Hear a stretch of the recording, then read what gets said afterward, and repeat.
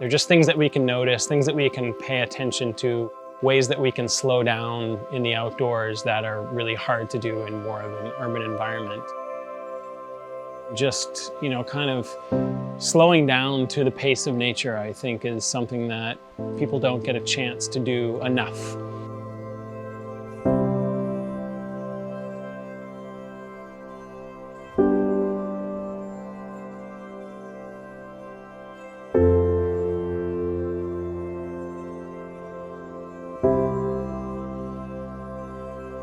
Adventure Partner is a combination of a coaching practice.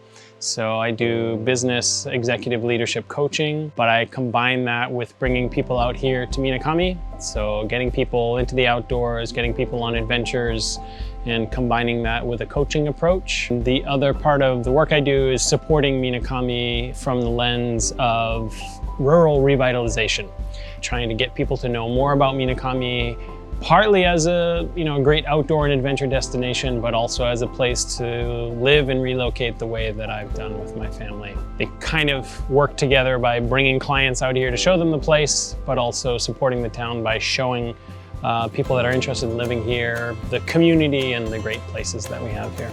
Tanigawa is a special place in the world. It's a place that has claimed the most lives of any mountain in the world. It makes it kind of a sacred place. It also makes it quite challenging for hiking. It's quite steep in a lot of places. The weather changes quickly, as we got to see today. We saw kind of a little bit of everything. But again, it's also fairly accessible, right? So we can take the ropeway up, and if you're not an experienced hiker, it's not bad up to the top. If the weather's not looking good, there's also a really nice walk here up to a place called Ichino-Kurasawa. So lots of nice options as well.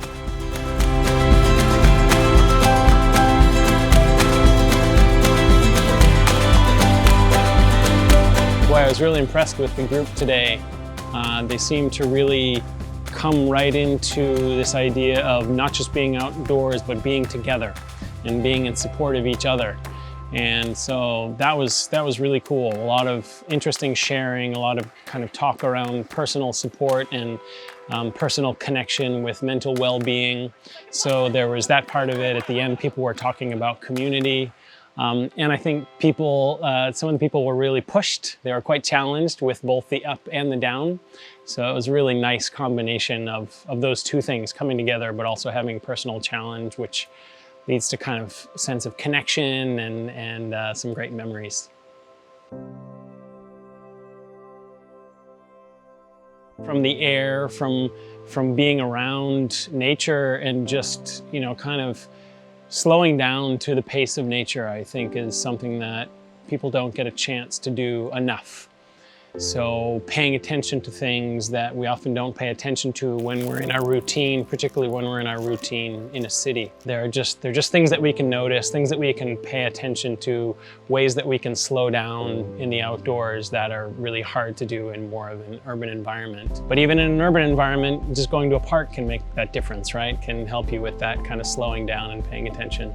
So those are probably two of the key things for me. Minakami is really working hard to show people that this is an alternative lifestyle that's really accessible. So they started off having 3 or 4 Japanese, what's called Iju concierge. Iju is to relocate. And the idea is that when people are interested in moving here, they contact the city office, they get matched with a concierge, and we take them around for the day. We show them places that interest them, we connect them with the community, and when they do decide to move here, we create, there's a network of people that have moved here and kind of help each other to meet their needs. Because there's been a foreign community here for a long time and there are foreigners expressing an interest in being here, I believe I'm the first non-Japanese Iju concierge in Japan. So they recognize that it helped to have someone speaking in English that's done this with their family.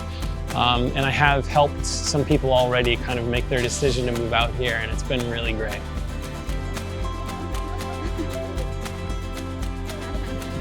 One of the cool things that's been developing in Tokyo now are these shared workspaces, and we're up to, there's going to be 3 total by the end of this month, and they're all really different concepts. So one used to be a yochian, a kindergarten.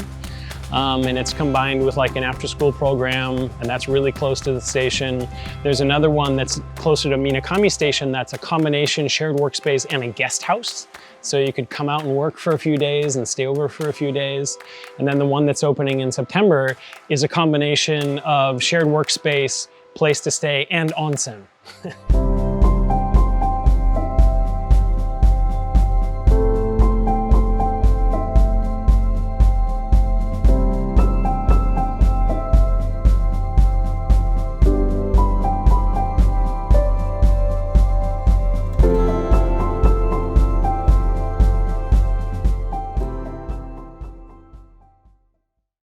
Essentially this year, Tokyo Weekender launched the TW Impact program, which is really focusing on charity and volunteerism, and essentially building the community and trying to make Tokyo and Japan a better place for everybody. Usually we have events, we have people gathering together, and we just could not do that this year.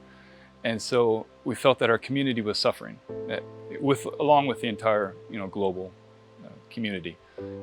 And so we keep thinking about what can we do to help first our community and then make a difference in other communities as well. We need to support each other, and this was a great way to support TEL, who's supporting the people that need it.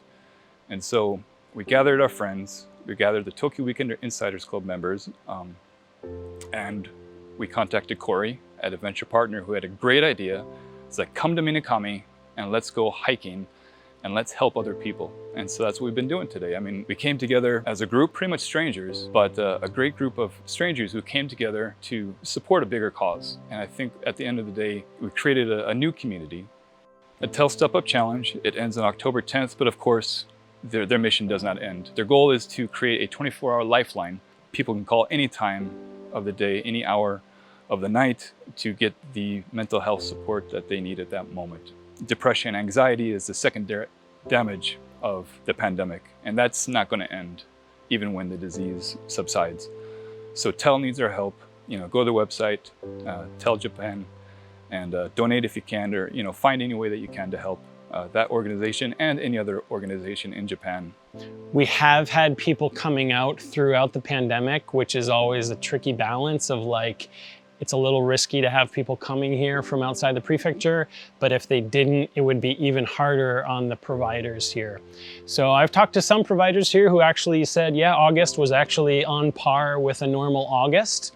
So they have been making it up some, but it's been really tough. When we talk about impact that we can have on the communities that host us, as guests, we're responsible to give back and to help out our hosts, our friends, our families here in Japan, help them revitalize their economies because they're struggling as well. We have the ability to help them. So let's make new friends, reach out to those who need our support, and we'll see everybody again next year.